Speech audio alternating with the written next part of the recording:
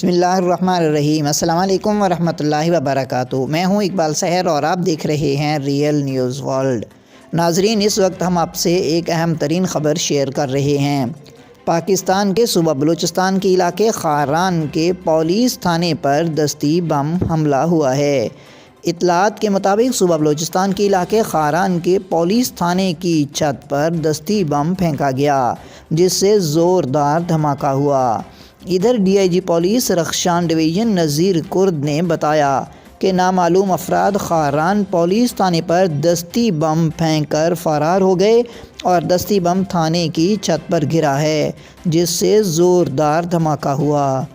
Police ذرائع کے مطابق دستی بم حملے کے نتیجے میں کوئی جانی نقصان نہیں ہوا، جبکہ حملے کے بعد علاقے کی ناکہ بندی کر کے ملزمان کی تلاش شروع کر دی گئی ہے۔ مزید اپڈیٹ کے لیے ہمارے ساتھ وابستہ رہیں۔ اگر آپ نے ابھی تک ہمارے چینل کو سبسکرائب نہیں کیا تو کر دیجئے اور آئیکن بیل کو پریس کرنا مت بھولیے تاکہ ہماری نئی ویڈیو کا نوٹیفیکیشن بر وقت آپ تک پہنچ سکے۔